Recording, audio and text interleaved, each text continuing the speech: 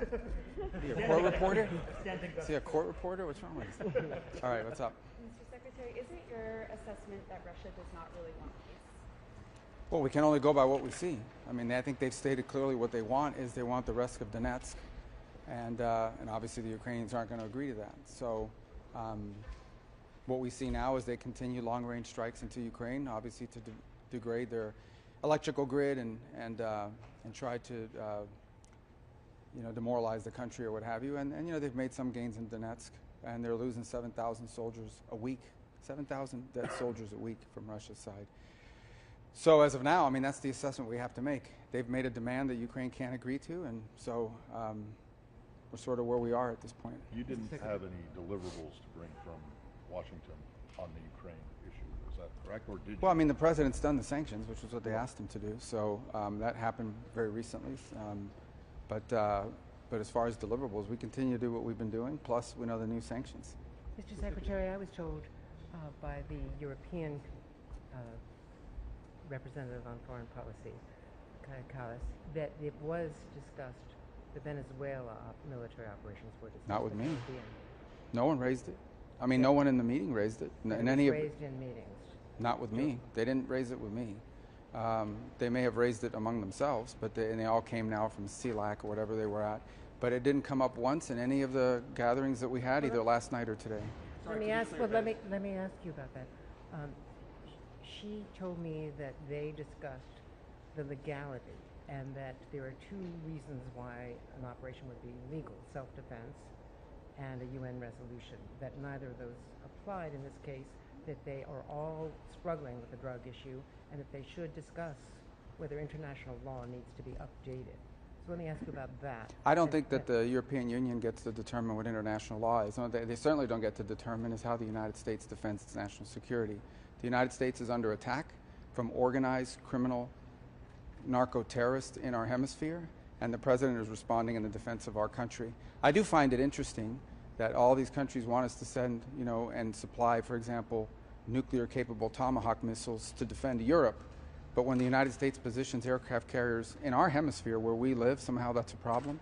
So I would say that the United States is, and this president has made very clear, his job is to protect the United States from threats against the United States, and that is what he's doing in this operation. And Canada's foreign minister says that they have been assured that the U.S. is using its own intelligence and that the Canadian intelligence is not being used. We've been told, or there are reports rather, that the UK is not sharing targeting intelligence. Yeah, a couple points. The United States, there's reasons why we have those assets in the region, and that is to collect intelligence, and we're actioning on that. Obviously, I won't go any deeper when it comes to intelligence matters. I did see a CNN report yesterday. I'm not going to go into great detail and to say that it's a false story. It's a fake story. And what's happening now is people with a business card that has a government email on it become sources because they don't know, they're not even in the know. So they either have an agenda or they want to make themselves important.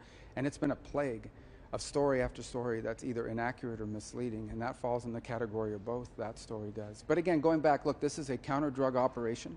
The president's ordered it in defense of our country. It continues. It's ongoing. It can stop tomorrow if they stop sending drug boats. The Maduro regime is a narco-terrorist regime indicted in the Southern District of the United States for narco-terrorism. But more importantly, they're also a transshipment organization that allows these groups to operate from their national territory. They allow drugs to be shipped. They openly cooperate with the shipping of these drugs towards the United States and Europe, by the way, so maybe they should be thanking us. But the bottom line here is that the president is going to defend the national interest and the national security of the United States, which is under threat by these terrorist organizations. Secretary, you met with your Saudi counterpart today. Mm-hmm. Can you talk about what is being discussed in preparation for MBS visit to the White House next week, and will the Saudis get a security deal that is better than the deal that Qatar previously got? Well, we're still working through all that. I mean, obviously, all that will be announced just prior to or during the visit, but we'll have some good agreements to sign with them. A lot of progress has been made since the president's visit there. So we're working through that. I feel good about where it's at. There's still a few things that need to be tightened up and finalized, and we're going to have a good meeting next week. Mr. Secretary, I'd like to go to another region. Which one? For that, Sudan. Oh, yeah, it's terrible. Exactly, and I saw the communique that the G7 put out today. I mean, what is your take? Is there Yeah. anything that can be done right now? Because Unlike the situation- Caribbean, which anybody who told you that was discussed is not being honest with you. Not a single person brought it up in any of those, and we had 3 meetings with the whole group or 4. That was discussed. And we're very concerned. As you know, we've been sponsoring this Quad initiative along with Egypt, Saudi Arabia, and the United Arab Emirates. And I think the fundamental problem we have is that the RSF agrees to things and then never follows through with it. So now what you have is a calamity on your hands. And so I had meetings on this yesterday. We've discussed it multiple times with multiple countries today. And I think something needs to be done to cut off the weapons and the support that the RSF is getting as they continue with their advances. I think it's telling, the humanitarian groups are telling us that some of the levels of malnutrition and suffering that they're seeing from some of these people who have been able to flee is unprecedented. They've recorded things they've never recorded before. And I think even more troubling is that they didn't have the number of refugees they expected to receive because they assume many of them are either dead or so sick and malnourished they can't move anymore. So what's happening there is horrifying. We have worked, I think, all the way back to July and August on this Quad because there are countries involved in helping these elements on the ground fighting. And we share many of the same concerns that others do about how that could turn into a nest for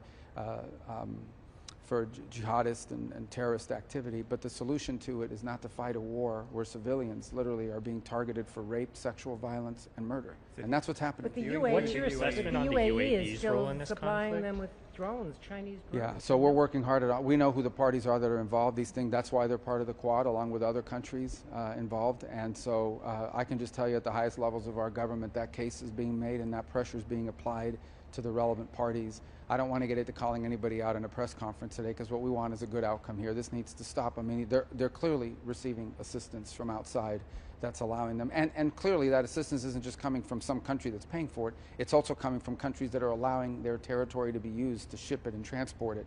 So that, in order for this to be solved, that needs to be addressed. I don't know if you saw the RSF a few days ago agreed to humanitarian ceasefire, but they don't intend to comply with it. And when you raise the issue of these atrocities, they always hide behind the argument that this is rogue elements. Well, it's not rogue elements. They're doing it systematically, and it's something that we have taken very seriously and are doing everything we can to bring the relevant countries to the table to stop it. It needs to end. Would you support the Senate push, bipartisan Senate push, to label the RSF either a foreign terrorist organization or STGG? Yeah, I mean, if it would be helpful in bringing this to an end, we would. I haven't seen that proposal. I know some senators discussed it with me months ago, but in the end, we just want this. This needs to stop. And I think, unfortunately, what's happening here is the RSF has concluded that they're winning, and they want to keep going. And by going, they're not just fighting a war, which war alone is bad enough. They're committing acts of sexual violence and atrocities, just horrifying atrocities against women, children, innocent civilians, of the most horrific kind. And it needs to end immediately. And we're going to do everything we can to bring it to an end. And we've encouraged partner nations to join us in this fight. And we're not going to let the Quad process that we've set up be a shield that people hide behind and say, well, we're involved with the Quad, we're trying to solve it. We need actionable results, and they need to happen very quickly. Otherwise, what's already a travesty is going to get far worse. Can I ask you more specifically about your assessment of the scale of the atrocities? I mean, we heard these reports recently of 460 patients in a hospital, civilians being killed by the RSF. Yeah, those are the ones that can get out. Yeah, I mean, what do you have an assessment of the scale overall of what's been committed in Al? Well, I don't know about numbers. I can tell you that the one thing that I think was most shocking to us is that they anticipated receiving thousands of refugees, and they didn't. So obviously these aren't people that are happy living there after a year of siege against the city. There's a reason why they didn't come out. And we fear that the reason why they didn't come out is because they're dead, or because they're so sick and so famished that they can't move. So I think it's even worse. Not that refugee flows and crisis is a positive thing, but when the refugees don't come, and they would otherwise, you have these suspicions that they're either dead or unable or about to die, and that is just what really is weighing on us right now. Secretary, back to Ukraine. Several allies here announced energy, support, fundings and other ways of support to help Ukraine stabilize energy grids. Was there any specific U.S. commitment? Well, we've had those conversations with the Ukrainians about what they need, and I know that's ongoing. And clearly helping them survive the winter is important just on a humanitarian ground. The challenge is that Ukraine's energy grid has been diminished each year. So each year they start at a lower baseline than the year before. Now, I think in Kyiv, for example, upwards of 50 to 60% of the day is spent without electrical power. And they've done a tremendous job of sort of rerouting their grid and trying to work around it, but that also means there are hours of the day where you can't, there's no water, there's no electricity. You have to schedule business and life activities around that. And that's clearly part of Russia's strategy, is to try to collapse morale within Ukraine and the will to fight. So, you know, that's why we've been in discussions with them about defensive weapons to be able to protect their grid. And I know we've been in ongoing technical conversations about the specific equipment they need. But ultimately, if that equipment is ultimately destroyed a week later after it's installed, that remains a problem. And that's been the history the last 2 or 3 years. Can I go back to try to take another stab at the Venezuela intel thing? And I'll try to keep this from being a hypothetical. Do you think that the United States, needs anyone else's help on intel to continue to do what you're doing? Well, I'll say this to you. Again, when I talk about intel matters, I just don't comment on them broadly. Suffice it to say that there's a reason why we have assets in the region. Those assets do, among other things, collect intelligence. We're very confident in the intelligence we have, and nothing has happened. Nothing has happened in this entire process that has impeded our ability to identify drug boats and strike them. Without getting into details on the you mentioned that. Without getting into details, you'd like details. Okay, go ahead. You mentioned the story the other day is fake news. It's fake news. So. Has there been no change then in UK sharing of intelligence? We have very strong partnerships with the UK and other countries. Again, nothing has changed or happened that has impeded in any way our ability to do what we're doing, nor are we asking anyone to help us with what we're doing in any realm, and that includes military. Has the Do you think UK the expressed Coast Guard- concern over U.S. strikes in the Caribbean? Is what now? Has the UK expressed concern to the U.S. over I've strikes? not discussed that with them. They've not discussed it with me. Maybe they've expressed it to the media, but they haven't with me directly. You know, I think other ones are aware of what's happening, but I don't think no one's raised it with me directly. Certainly didn't raise it today. It didn't come up one time. Mr. Secretary, is the Coast Guard doing effective work in the Pacific? Sure. I mean, On drug interdictions continue. The problem is interdictions alone are not effective. You have to disincentivize this industry that these terrorists are using to flood our country with heroin, with cocaine, with fentanyl, and by the way, destabilize the Caribbean in the process. Interdictions have limited to no deterrent effect. These drug organizations, they've already baked in the fact they may lose 5% of their drug shipments. It doesn't stop them from continuing to do it. What you have seen is an impact on drug boats. You have seen much less of them. You're starting to see it. It's in both the Pacific and in the Caribbean basin, especially in the Caribbean. Any response to Venezuela's government saying that it's doing a massive military mobilization in response to what they call a threat from the United States? Yeah, they don't have a government. There's an illegitimate regime that's basically a narco-trafficking organization that's empowered itself. By the way, many of the countries represented here at the G7 don't recognize the Maduro regime as a legitimate government. So I don't generally respond to what they're saying. Suffice it to say that you know, the problem we have is that the senior leader of that regime, of that illegitimate regime, is also indicted in the United States in the Southern District of New York on drug charges. And unfortunately, the Biden administration, you know, both of his nephews were convicted of drug trafficking in the United States, and they were sitting in jail serving their federal sentences when the Biden administration pardoned them and released them, along with Maduro's bagman, Alex Saab, who was also in U.S. custody awaiting trial, released them as well on a promise that he would hold free and fair elections. So the Biden administration got snookered. And they've snookered other people. They've snookered the Vatican. The Maduro regime has fooled other entities, the Norwegians who have tried to get involved and broker deals with them. But look, this is a counter-drug operation, and if they stop sending drug boats, there won't be any problem. Manuel Noriega was also an indicted drug trafficker whom the United States considered an illegitimate leader, and we went in and arrested him. Is that something that you're talking about? Yeah, I was in high school when that happened, so I wasn't involved in that operation. I'm telling you about I can only comment on what we're facing now, and that is what the president has authorized is an operation to stop these terrorist organizations from flooding our country with drugs. And that's what we're in the process of carrying out. That's what he's authorized. That's what the military is doing. That's why our assets are there. Can I ask briefly on the Middle Mr. East? Secretary, don't you need to do it on land also? There's suggestion that most of the fentanyl, at least, is coming over Sure, land. and we have excellent cooperation with the Mexicans. And the Mexicans are doing more today than they've ever done to stop it. Also, as part of the president's agreement with President Xi of China, they've agreed to schedule. I think the FBI director, if not today, was going to have or did have a press conference announcing that. But as part of the arrangement and the agreement that was made in South Korea 2 weeks ago. The Chinese have agreed to schedule 13 key precursors. So for the first time, if they can cut back on that being shipped to Mexico, that will certainly have an impact on the manufacturing of fentanyl inside of Mexico. And Mexican authorities are doing more today than they ever have, and we're working closer with Mexican authorities than we ever have, that I can recall, perhaps ever for certain, in stopping this flow. So we have a strong cooperation with Mexico, with El Salvador, with Ecuador, with Guatemala, with multiple countries in the hemisphere that are helping us on land stop these flows from getting here. That's the difference between them and the drug boats. With the drug boats, we have no cooperation. On the contrary, the Venezuelan regime has long facilitated the use of Venezuelan territory as a transshipment point for drugs. Secretary, you met with your Indian counterpart here as well. India has declared that the explosion in Delhi on Monday was a terrorist incident.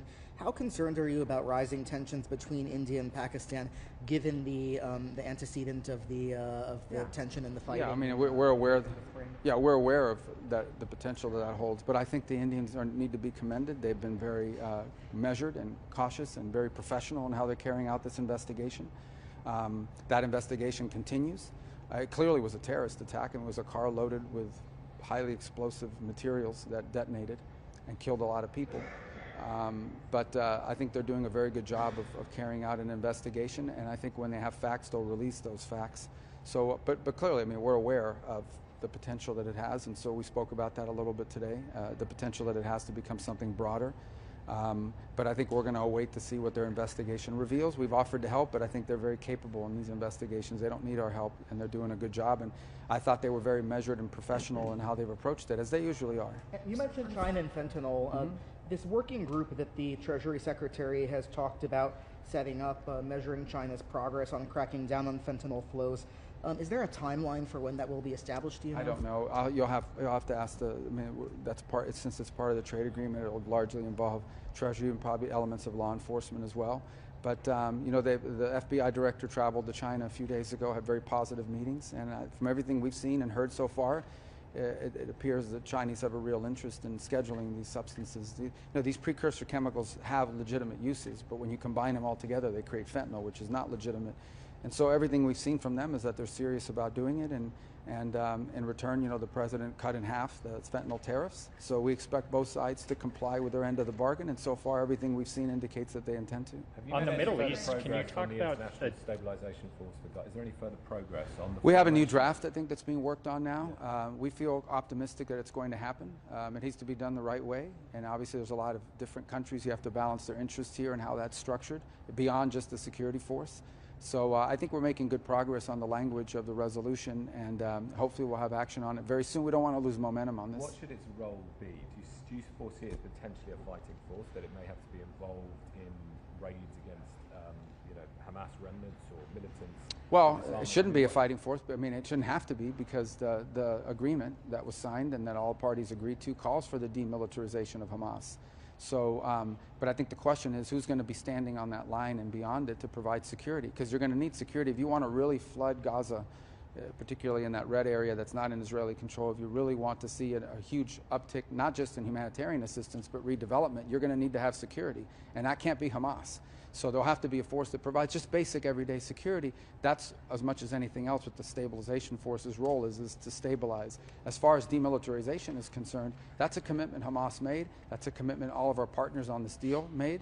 And we expect those countries, and they will at the appropriate time, including now, bring about pressure, on Hamas to live up to that commitment. But do you think the stabilization force should go beyond the yellow line if there isn't agreement on the disarmament of Hamas? Well, eventually the way to think about it is eventually there won't be a yellow line. Eventually there'll be Gaza, and none of it will be controlled by Hamas. Right now, that yellow line is what differentiates between the parts of Gaza under Hamas control and the ones that are not in Hamas control. Eventually, none of it should be under Hamas control. There should be a civilian Palestinian organization that runs Gaza. And that's the goal, is to stand that organization up, give it capacity, allow it to grow in both capability and credibility, and ultimately it will govern Gaza. The Israelis don't want to govern Gaza. We don't want to govern Gaza. No country in the Middle East wants to govern Gaza. But it'll take some time to build up that capability, and in the interim, someone has to provide security. But that There's been it just sounds like you're saying the ISF wouldn't go in until there is a full withdrawal of the Israelis. Well, that's what's being worked on in the resolution, and those are the questions that key partner countries are asking before they participate. And so that's part of the ongoing conversations that are happening. But clearly there'll have to be some delineation of all of that before countries sign up, and that's part of what's going on. I don't want to comment on it in detail simply because it's still being worked on and negotiated as part of the drafting. There's been a spate of violence in the West Bank. Critics say that West Bank settlers have carried out this violence with impunity. I'm just wondering what your reaction is to that, if you could see that in any way potentially undermining or endangering some of these agreements in Gaza. I hope not. I mean, I think I saw comments today from the President of Israel and even from the head of the IDF in that region condemning what happened. I think they also attacked Israeli forces as part of this. So I don't have all the details on exactly what happened, but this has happened in the past. But yes, look, certainly there's some concern about events in the West Bank spilling over and creating an effect that could undermine what we're doing in Gaza. We don't expect it to. We'll do everything we can to make sure it doesn't happen. I think you're just talking about the violence part. But I thought today the comments were very strong by the President of Israel and also by the IDF commander in the area. His own troops were attacked, as well as police officers. So I thought the Israelis today responded, and they actually sent forces to respond to the attacks today as well, which is why their forces came under attack by some of these elements. Mr. Secretary, Hold on one second. Go ahead. Sorry, on Syria, the U.S. is allowing Syria to resume embassy operations in the United States. Is the U.S. looking to resume embassy operations in Syria? Are you working towards? Well, it's a little safer in Washington than it is in Damascus right now, so I think that that's part of it. Look, we want to give these guys every chance to succeed. They told us what they want to do is create a national Syrian government in which every element of Syrian society is represented and feels safe.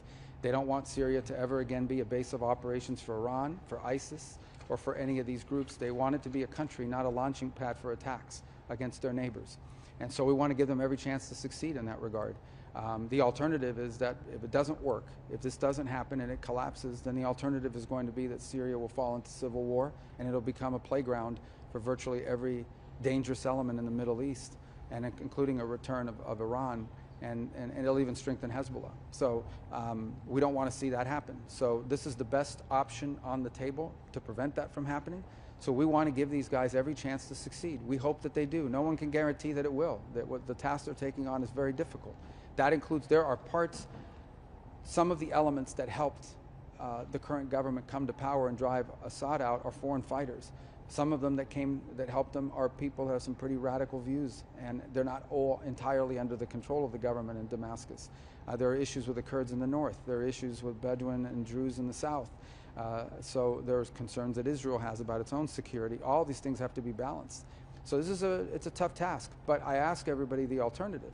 The alternative, if this fails, let's say that this government project fails either because they make it fail or because they're just not successful, then what you're going to see is Syria fall into total civil war, and it'll just become an ungoverned space and a playground for ISIS, for Hezbollah, for Iran, for Al-Qaeda, for every dangerous element in the region. And we'll have a whole new war on our hands. Mr. Secretary. Go ahead. No, I'm sorry. Thank you, Mr. Secretary. The communique mentions China's nuclear arsenal and concerns about that. Can you describe what conversations were had with other GC members and other representatives in the meetings? And what did you tell them about President Trump's pledge to resume nuclear testing? Well, it didn't. Neither. I mean, the new Trump's pledge to resume testing of our nuclear capabilities, that includes delivery systems, is on par with what other countries around the world are doing. We've got to make sure these things work and that they're safe. In terms of the Chinese nuclear program, that wasn't discussed in any of our meetings. That's something that happened at the staff level, but these are longstanding concerns. I mean, the Chinese are undertaking the most rapid military buildup in human history. So, and part of that is their expansion of their nuclear capabilities. So obviously we're keeping an eye on that, and I think everybody's concerned about that.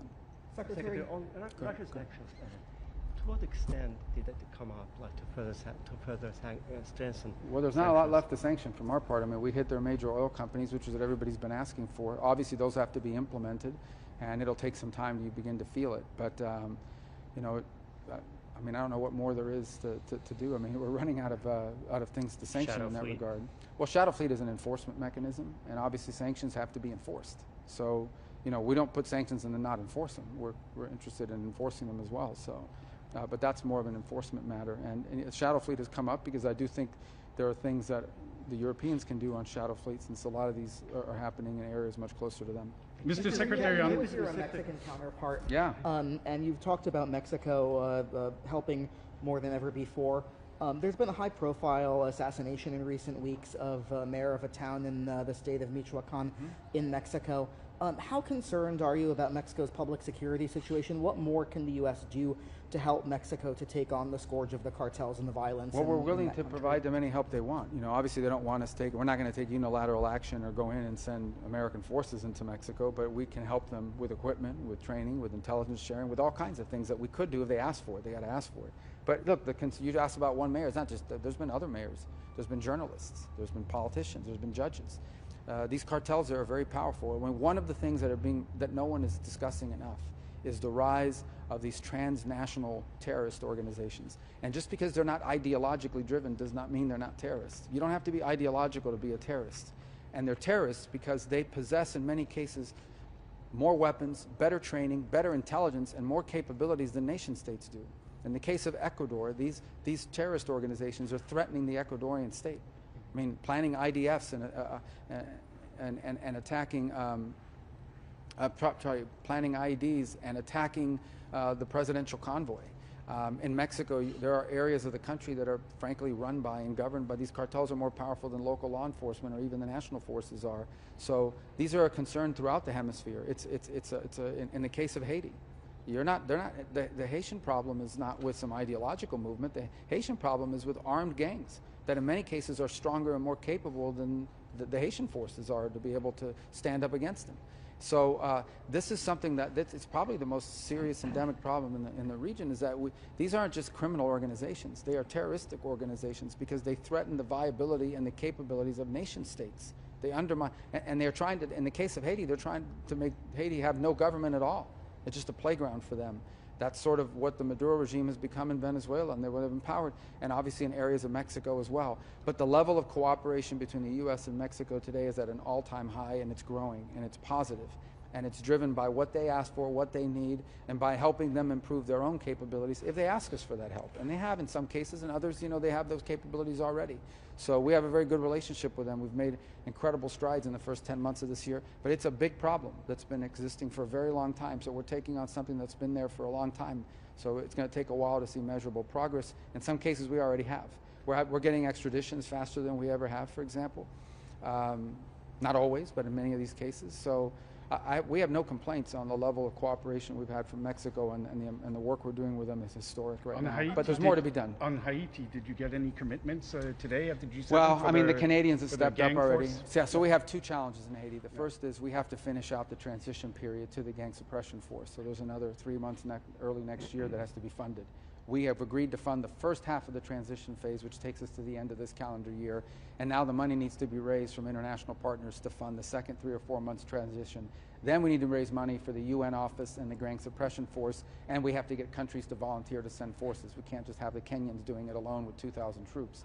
So there's a lot of work to be done. We work on it every single day. We have a whole crew that's working on that every single day, and we're asking for 3 things. Money for the remaining transition phase. We covered half of it. The rest of the world should be able to cover the other half.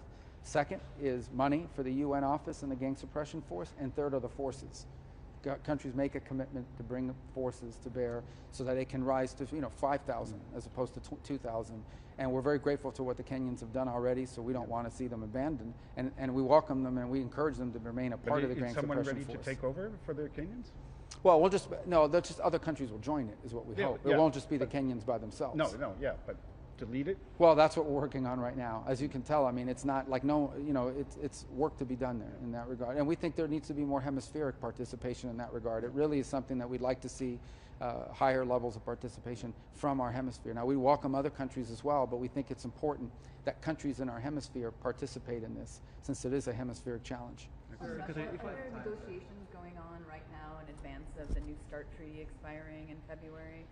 No, there's no active open I mean, there's conversations about potentially speaking to them about that. They've expressed publicly some interest in it.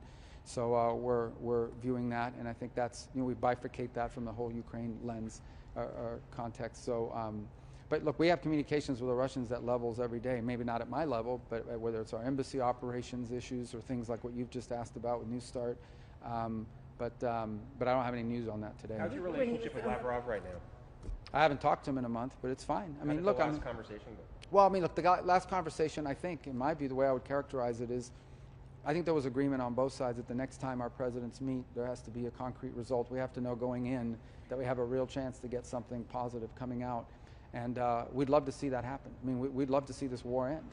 But we can't just continue to have meetings for the sake of meetings. And I think both sides sort of view it that way. At least that's what I took from our conversations. So, my conversations with them have always been professional and productive, but I mean, obviously we want to see results. Do you have any evidence, sir, that the Russians or the Wagner Group, other proxies, are involved in Sudan in continuing this war? Well, there's a lot of players involved in Sudan, but I think the primary challenge we face right now, and I'm not diminishing that what the other side has done or what other atrocities that have been committed and different groups that are playing, and that includes potentially the Iranians, at least money and weapons being flown into the other side. But I think our biggest problem right now, not to single them out, but we need to, is what the RSF has done in recent weeks. They don't have manufacturing capability. Someone's giving them the money and someone's giving them the weapon, and it's coming through some country. And we know who they are, and we're going to talk to them about it and make them understand that it's going to reflect poorly on them, and it's going to reflect poorly on the world if we can't stop this. How concerned are you about frozen Russian assets? Will the U.S. get involved in the Europeans' plan to use the Russian frozen assets to support Ukraine? Well, Secretary Besson is sort of dealing with that topic, so I wouldn't want to get ahead of him on that. I encourage you to ask Treasury about it. I mean, I just don't want to. I'll let him speak for what our latest thinking. Oh, I mean, we're aware of the efforts in Europe. Obviously, they have a couple countries that are not excited about it. So, but that's a European matter. As far as frozen assets in the United States and our approach to that, that's something the Secretary of Treasury is working on, and collectively we're working on as a team, but I'll refer you to him. I don't want to be commenting on that and getting ahead of him on anything. Does the U.S. support the European plan? Again, it's also something that he's looking at. Look, we, like anybody else, there are some unintended consequences to doing that, but I don't have any official statement on that right now. How concerned are you about okay. Russian incursions in Eastern Europe? What's that now? Russian incursions, increasing incursions in Eastern European countries. How concerned are you about those incursions and any? Yeah, we're not in favor of them. I mean, we don't like them, but we have a strong commitment to NATO and to defend our partners if they ever come under attack. We think if those provocations are coming from Russia, we think that they're counterproductive and obviously create a high level of tension that could spark something broader, which would be bad news for them and bad news for everybody, really. Okay. One quick question on Hungary, Mr. Secretary. You guys have issued a waiver, sanctions waiver for Hungary. There are conflicting reports about terms limits. Is it about 1 year or indefinite? No. So it depends. There's a nuclear plant issue that's already under construction, and they need to complete. And because it involves a Russian company that did the design and build, we want them to be able to complete because we want them to be energy independent. In the case of the pipelines on oil and gas, it's a 1-year extension because it would be deeply traumatic to their economy to cut them off immediately. It's a very small piece of what Russia sells. It's almost all of what they buy, and it would be deeply destabilizing in Hungary for them to lose access to those energy resources. All right, let's get out of here before they ground it.